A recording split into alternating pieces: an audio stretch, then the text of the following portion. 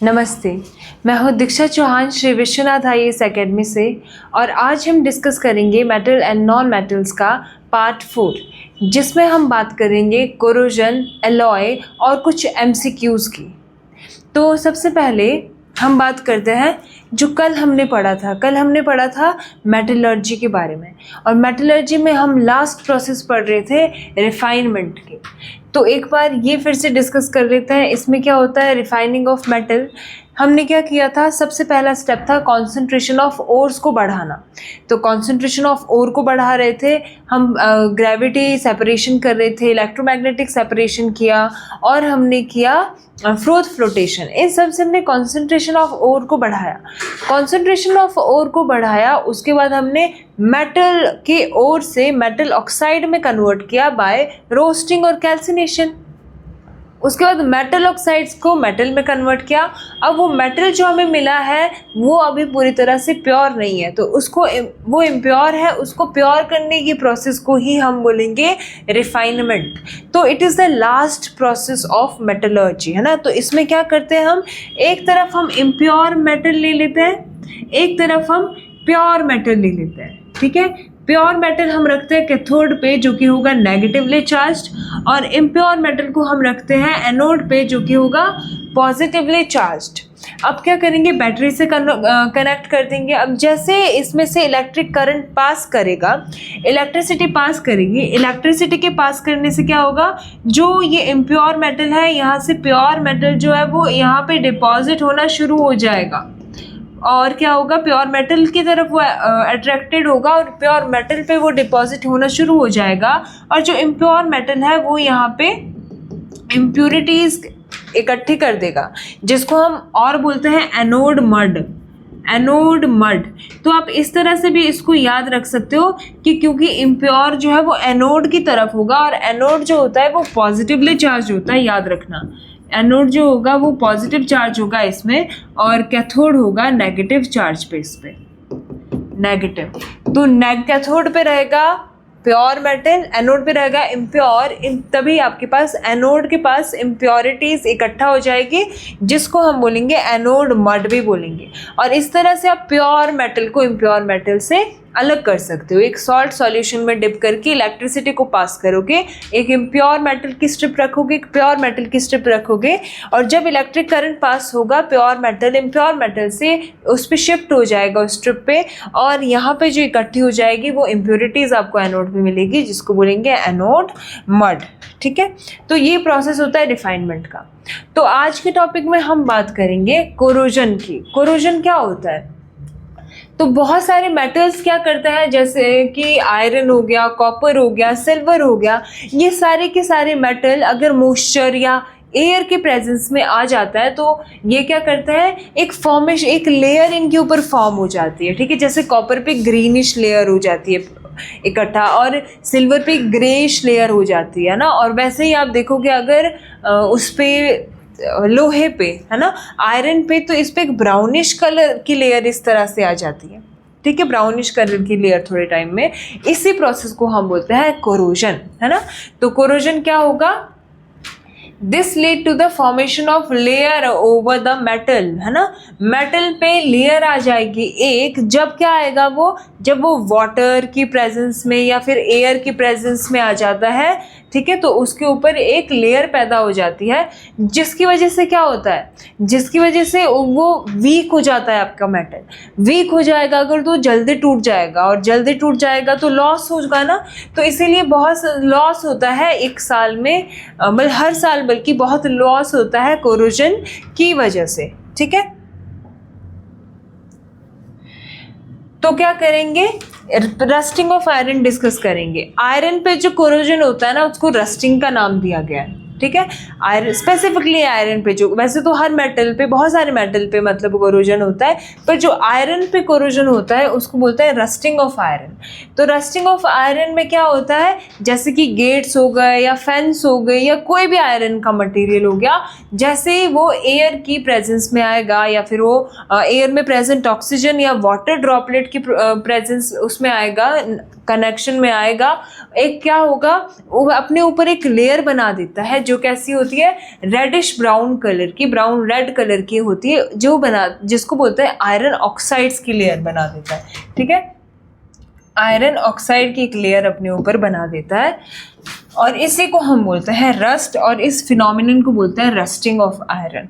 जैसे क्या होगा, आयरन है, ये प्रेजेंस में आएगा ऑक्सीजन की और प्रेजेंस में आएगा वाटर मॉलिक्यूल्स की, है ना, वाटर वेपर्स की एटमॉस्फेयर में, और ये क्या बनाएगा, Fe2O3 और XH2, है ना, H2 के जितने भी वाटर मॉलिक्यूल होंगे वो यहाँ पे जाके जुड़ जाएंगे, क्रिस्टलाइन वाटर इसको बोलते हैं, और ये बनेगा रस्ट, है ना। तो एक आयरन का ऑक्साइड इसने बनाया, तो रेडिश ब्राउन कलर की आयरन ऑक्साइड की फॉर्मेशन कर देता है। ठीक है, तो इसी को बोलते हैं रस्टिंग। अब इस रस्टिंग से नुकसान हो रहे हैं ना, कितने मेटल जो है वो वीक बन रहे हैं इससे और जल्दी टूट रहे हैं इससे, तो हमें क्या करना पड़ेगा, इनको प्रिवेंट करना पड़ेगा, हमें इसको रस्टिंग को रोकना पड़ेगा होने से।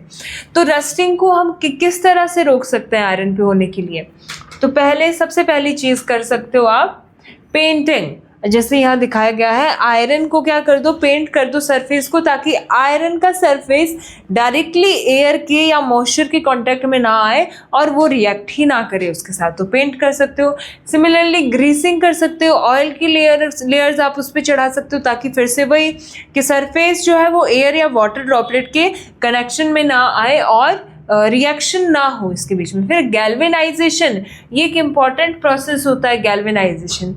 गैल्वेनाइजेशन में क्या करते हैं आप, आयरन पे एक जिंक की लेयर बना देते हैं, जिंक की लेयर से आप कोट कर देते हैं आयरन को, जिसकी वजह से जो वाटर होगा वो वाटर मॉलिक्यूल्स होंगे, वेपर्स होंगे, या फिर जो आपके पास में एयर में प्रेजेंट जितने भी गैसेस है, ऑक्सीजन मेनली, अगर वो रिएक्ट करना चाहेगी तो नहीं कर पाएगी, ऊपर जिंक लगा हुआ है, जिंक के साथ उनको करना पड़ेगा रिएक्शन।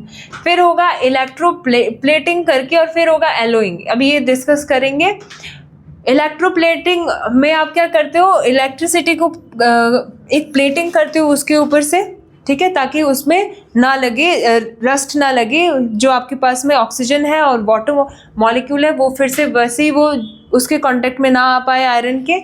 और एलॉइंग में क्या करते हो, दो या दो से ज़्यादा मेटल या नॉन मेटल्स को मिक्स करते हो, या तो मेटल को मिक्स करोगे, या एक मेटल एक नॉन मेटल को मिक्स करोगे, जिसकी वजह से एक उनका कॉम्बिनेशन, होमोजेनियस मिक्सचर से कंबाइंड फॉर्म में एक आपको नया एलिमेंट मिलता है, मेटल मिलता है, जिसको आप बोलते हो एलॉय मिलता है। तो वो करके भी आप डिक्रीज कर सकते हो। तो अभी आगे बढ़ेंगे।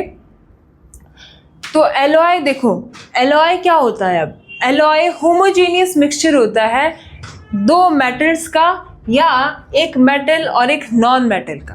ठीक है, दो अगर आप मेटल्स को आपस में मिला रहे हो, या एक मेटल और एक नॉन मेटल को आपस में मिला रहे हो, तो जो आपके पास में बन के मिल के आ रहा है उसको बोलेंगे एलॉय। अब एलॉय बनाने की क्या ज़रूरत है, क्या करते हैं एलॉय, है ना, उससे क्या हो रहा है आपके पास, तो एलॉय से क्या हो रहा है, ये एलॉय स्ट्रॉन्गर होता है then the metal from which they are obtained. जिन मेटल से इनको बनाया जा रहा है उन मेटल से ज़्यादा स्ट्रॉन्ग बनेंगे ये एलॉय।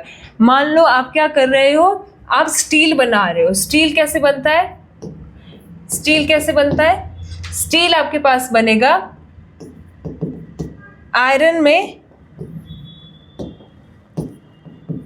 कार्बन डाल के, ठीक है, आयरन में कार्बन डाल के। तो जो स्टील बनेगा वो इंडिविजुअल जो आपने ले लिया, आयरन से स्ट्रॉन्ग आपके पास में स्टील बनता है। ठीक है, और भी बहुत अच्छी प्रॉपर्टीज़ होती है इसकी, अभी हम आगे देखेंगे क्या क्या एलॉय है आपके पास। तो ये स्ट्रॉन्गर होते हैं उन मेटल से जिनसे मिलकर ये बने हुए हैं आपके पास। फिर it is harder than the constituent metal, जो मेटल है जिनसे ये मिलकर बने हुए हैं उनसे ज़्यादा कठोर है, ये हार्ड है तो ज़्यादा लंबे समय तक चल सकते हैं, इनकी लाइफ बढ़ जाएगी। ठीक है, फिर मोर रेजिस्टेंस टू कोरोजन भी इस पे नहीं लगेगा। ठीक है, जो एयर और जो आपके पास ऑक्सीजन है वो उसमें एयर में या सल्फाइड है या कोई भी और दूसरी गैस है जो रिएक्ट कर सकती है मेटल के साथ, और वाटर ड्रॉपलेट्स है प्रेजेंट जो वो रिएक्ट नहीं करेगी, क्योंकि अब वो इंडिविजुअल मेटल नहीं रहा, अब वो मिक्स हो गया, तो इसलिए वो पहले जैसा रिएक्ट नहीं करेगी, तो रेजिस्टेंट हो जाती है कोरोजन के। फिर आपके पास मेल्टिंग पॉइंट जो होता है एलॉय का वो lower than constituent metal. Constituent metal जिनसे मिलकर वो बने हुए हैं उससे कम हो सकता है मेल्टिंग पॉइंट एलॉयज का। फॉर एग्जाम्पल सोल्डर जैसे आपने ले लिया, सोल्डर किसका एलॉय, सोल्डर को प्लस किसका एलॉय होता है, ये होता है लेड का और टिन का।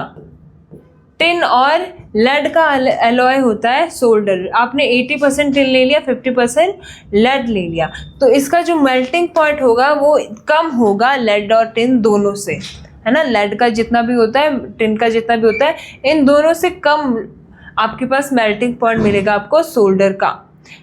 इलेक्ट्रिकल कंडक्टिविटी जो होती है एलॉय की वो लोअर होती है कॉन्स्टिट्यूएंट मटेरियल। अब ये ज़्यादा भी हो सकता है, ये भी ज़्यादा हो सकता है, तो आप अपनी मर्ज़ी से जैसा आपको चाहिए आप वैसा ही मेटल ले सकते हैं। वो डिपेंड करेगा बस कि आप कौन से दो मेटल्स को मिला रहे हैं, ताकि एलॉय आपके पास कैसा चाहिए वैसा बन के आएगा।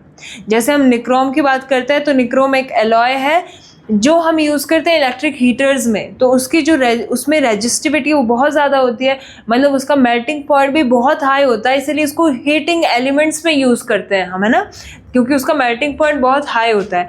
तो हर बार वैसे मेल्टिंग पॉइंट कम नहीं होता है, पर ये सोल्डर एग्जांपल देखिए हमें चाहिए है जब मेल्टिंग पॉइंट कम, जैसे हमें मेल्टिंग पॉइंट कम कहाँ चाहिए, जैसे फ्यूज़ वायर होती है, फ्यूज़ वायर में जो लगी रहती है ना तार, ताकि अगर कहीं पे शॉर्ट सर्किट ना हो, वो वायर पहले ही पिघल जाए, फ्यूज़ के बीच में वो वायर लगी रहती है ताकि वो पहले ही पिघल जाए और वो क्या कर दे, जो भी आपके पास सर्किट है उसको क्लोज कर दे, वहाँ पिघल के वो बीच में आ जाएगी और क्लोज हो जाएगा सर्किट, जिसकी वजह से इलेक्ट्रिसिटी फ्लो नहीं करेगी फर्दर और आपकी शॉर्ट सर्किट होने से बच जाएगा।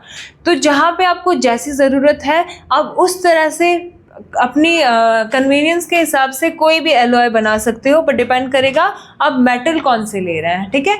तो बहुत ज़्यादा अच्छी प्रॉपर्टीज़ इनकी है, बहुत यूज़ आप कर सकते हो एलॉय को। अब ये बहुत इंपॉर्टेंट है कि कौन से एलॉय किससे मिलकर बना हुआ है। जैसे ब्रास है, ब्रास किससे मिला के बनता है, कॉपर और जिंक से, ठीक है। ब्रास क्या होता है, जिसको हम पीतल बोलते हैं ना, पीतल, तो ये कॉपर और जिंक से मिलकर बनता है।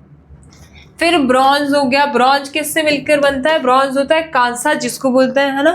तो ये हो गया कॉपर और टिन से, तो कॉपर और प्लस टिन से, कॉपर आप 90% लोगे, टिन 20% लोगे, तो आपके पास बन जाएगा ब्रॉन्ज मतलब कांसा, ठीक है। सोल्डर मैंने अभी आपको बताया, जो आप फ्यूज में वायर यूज कर सकते हो, ये आप करते हो टिन और लेड का यूज करके, ठीक है, ये बनेगा सोल्डर। ड्यूरेलियम बहुत इंपॉर्टेंट एलॉय है, ये एलॉय होता है एल्यूमिनियम का, है ना, एल्यूमिनियम का होता है। एल्यूमिनियम में आप क्या क्या ऐड करते हो, कॉपर ऐड करते हो, मैग्नीशियम ऐड करते हो और मैंगनीज ऐड करते हो, ये सारी चीज़ें ऐड करके ड्यूरेलियम आपको मिल जाता है एलॉय।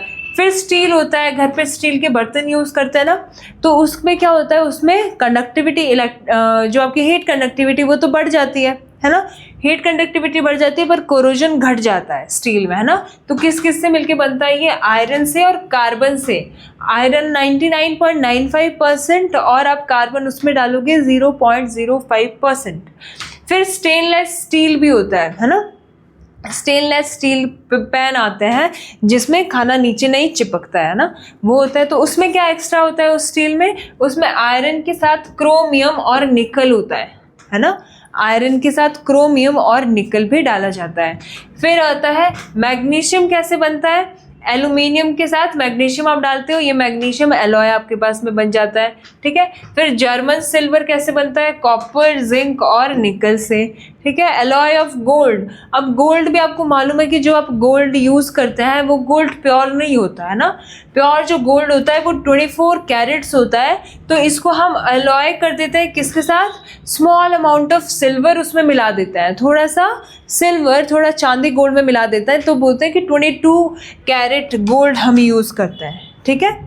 क्यों यूज़ करता है वो, 24 क्यों नहीं यूज़ करते, क्योंकि जो 22 वाला है उसमें जब थोड़ा सिल्वर ऐड करेंगे उसकी वजह से क्या हो जाता है, वो थोड़ा हार्ड हो जाता है, और है ना, हार्ड हो जाता है, तो उसका मेल्टिंग और उसका वो पॉइंट बढ़ जाता है, बॉइलिंग पॉइंट और मेल्टिंग पॉइंट बढ़ जाता है, ठीक है। तो उसको थोड़ा हार्ड बनाने के लिए उसको 22 कैरेट्स का बनाया जाता है, ठीक है। ये है कुछ एलॉय के एग्जाम्पल। अब देखते हैं कुछ क्वेश्चंस, ठीक है। प्रैक्टिस क्वेश्चन यहाँ से क्या क्या हो सकता है, तो विच of the following statement about metal is और आर करेक्ट। तो ये इंस्पायर है PYQ से, है ना, जो पूछे गए हैं आपको UPSC, HPS, CDS, NDA इन सारे एग्जाम्स में, है ना। तो आप ये देख लेंगे अगर, तो बहुत सारी चीज़ें क्लियर हो जाएगी आपकी, तो इसको अटेम्प्ट करने की कोशिश करना। Metal are generally electropositive in nature, आपको करेक्ट बताना है कौन सी स्टेटमेंट है। तो हम ये पहले मेटल और नॉन मेटल के फर्स्ट लेक्चर से ये डिस्कस करते आ रहे हैं चीज़, ठीक है। तो जिन्होंने हमारे 3 पार्ट यूट्यूब पे जा चुका है, जिन्होंने नहीं देखा वो पहले वो देख लें, है ना। तो metal are generally electropositive in nature, तो मेटल ये है आपके पास सोडियम हो गया, है ना, पोटेशियम हो गया, मैग्नीशियम हो गया, ये सारे मेटल है, ये इलेक्ट्रोपॉजिटिव होता है नेचर में। हाँ, जब ये एक इलेक्ट्रॉन अपना दे देता है, ये क्योंकि देती है लेती तो नहीं है, क्योंकि एक एक्स्ट्रा होता है इन सबके पास में, तो ये पॉजिटिव हो जाएगा, ये K पॉजिटिव, ये Mg2 पॉजिटिव, ये 2 अपने दे देता है। तो yes, they are electropositive in nature, ये इलेक्ट्रॉन दे देता है तो पॉजिटिव हो जाता है, तो इसलिए ये इलेक्ट्रोपॉजिटिव है। अगला, metal are good conductors of heat and electricity, सही बात है ना, जो मेटल्स होते हैं वो बहुत अच्छे कंडक्टर होते हैं हीट और इलेक्ट्रिसिटी के। Mercury is the only liquid metal at room temperature, yes ये बात भी सही है, मर्करी जो है वो अकेला ऐसा मेटल है जो लिक्विड पाया जाता है रूम टेम्परेचर पे। तो ऑप्शन 1, 2 एंड 3 तीनों के तीनों सही है ना। अगला देखो, which of the following is और are examples of noble metals. Noble metals कौन से होते हैं, जो ज़्यादा रिएक्ट नहीं करते, ठीक है, जो नॉन रिएक्टिव होते हैं एक तरह से। तो देखो, रिएक्टिविटी सीरीज हमने पढ़ी है, रिएक्टिविटी सीरीज के सबसे एंड में आने वाले जो मेटल्स है वो कैसे होता है, वो होता है नोबल मेटल्स या नॉन रिएक्टिव मेटल्स। तो कौन से हुए, गोल्ड आता है लास्ट में, सिल्वर आता है लास्ट में, और प्लेटिनियम आता है लास्ट में, आयरन तो बीच में आता है, ठीक है। तो ये 3 हो गए, तो फर्स्ट, सेकेंड एंड थर्ड ये हो गया ऑप्शन नंबर बी आपके पास, ठीक है। नेक्स्ट देखो, consider the following statement regarding the corrosion of metal. Corrosion से रिगार्डिंग देखो, rusting of iron is an electrochemical process, सही बात है, इलेक्ट्रोकेमिकल प्रोसेस होती है रस्टिंग, है ना, क्योंकि केमिकल रिएक्शन होती है ना इसमें इलेक्ट्रॉन्स के फ्लो की वजह से, तो वो होती है रस्टिंग ऑफ आयरन, ठीक है। Presence of motion and oxygen essential for corrosion of iron, हाँ, आयरन के साथ अगर आयरन के साथ ऑक्सीजन और वाटर प्रेजेंट है तभी तो ये रस्ट बनाएगा, Fe2O3XH2, तो they are essential for rusting of iron, ठीक है, सही है ये दोनों। अप्लाइंग पेंट और ग्रीस कैन प्रिवेंट रस्टिंग, है ना, अभी हमने प्रिवेंशन के तरीके पढ़े, तो ये दोनों तरीके से हम पेंट को अप्लाई कर दो या ग्रीस को अप्लाई कर दो, हम रस्टिंग को प्रिवेंट कर सकते हैं, ठीक है। अगला देखेंगे, which one of the following pair, अच्छा तीनों सही हो गए ना इसमें, 1, 2 एंड 3, ठीक है। Which of the following pair of alloy are constituent is are correctly matched, कौन से करेक्टली मैच्ड है। ब्रास जो होता है अभी पढ़ा, किस किस का एलॉय होता है, कॉपर और जिंक, सही है ये भी, है ना। ब्रॉन्ज जो होता है वो किसका होता है, कॉपर और टिन, सही है ये भी। स्टील जो होता है वो किसका होता है, आयरन और कार्बन, ये भी सही है। ड्यूरेनियम, एल्यूमिनियम एंड मैग्नीशियम ओनली, नहीं ये गलत हो गया, हमने अभी पढ़ा एल्यूमिनियम जो होता है उसमें थोड़ा कॉपर मिलाते हैं, थोड़ा मैग्नीशियम मिलाते हैं, थोड़ा मैंगनीज मिलाते हैं, तब जाके ड्यूरेनियम बनता है, तो ये 4th वाला गलत हो गया। तो 1, 2 एंड 3 ऑप्शन नंबर ए हो गया इसका सही। अगला देखो, regarding metallurgy which of the following statement is और are correct. Calcination is heating of an ore in the absence of air to remove volatile impurities, सही बात है। कैल्सिनेशन क्या होता है, जिसमें हम कार्बोनेट ओर को in the absence of oxygen heat करता है, तो क्या करता है वो CO2 रिलीज करके आपको मेटल ऑक्साइड बना के दे देता है, तो ये ठीक है। फिर है roasting of heating of sulphide ore in the presence of oxygen, ये भी सही है। सल्फाइड ओर होता है, कार्बोनेट ओर होता है, कार्बोनेट ओर को आप कैल्सिनेशन करते हो, और जो आपके सल्फाइड ओर होते हैं उसके लिए आप रोस्टिंग करते हो, रोस्टिंग करते हैं in the presence of oxygen, ठीक है। फिर है froth flotation. Froth flotation is the process used for concentration of oxide ore, ये गलत हो गया, ऑक्साइड ओर के लिए नहीं होता फ्रोथ फ्लोटेशन, होता है आपका सल्फाइड ओर के लिए, ठीक है, फ्रोथ फ्लोटेशन होता है सल्फाइड ओर के लिए, तो ओनली 1 and 2 आर करेक्ट, ठीक है। नेक्स्ट देखेंगे, which of the following is और are correct about non metals. Non metals के बारे में क्या बात सही है यहाँ पे? Non metals are generally poor conductor of electricity except graphite, सही बात है ना। ग्रेफाइट को छोड़ के बाकी सारे के सारे नॉन मेटल जो होते हैं वो कैसे होते हैं? पुअर कंडक्टर ऑफ हीट और इलेक्ट्रिसिटी होते हैं। अगला क्या है? Diamond and allotrope of carbon is the hardest natural substance, ये भी ठीक बात है ना। जो नॉन मेटल है उसमें सिर्फ डायमंड है, बाकी कैसे होते हैं? सॉफ्ट होते हैं कंपैरेटिवली मेटल्स के। तो ये और ये दुनिया का सबसे हार्ड सब्सटेंस है डायमंड, ठीक है, जिसको चट्टानों को काटने के लिए यूज़ किया जाता है ना, ड्रिलिंग के लिए भी यूज़ किया जाता है, तो बहुत हार्ड सब्सटेंस है ये, ठीक है। फिर non metal from acidic oxide form acidic oxides mostly, ये भी ठीक बात है। जो नॉन मेटल होता है जैसे CO2, कार्बन नॉन मेटल है, जो ऑक्साइड बनी वो कैसी होगी? एसिडिक।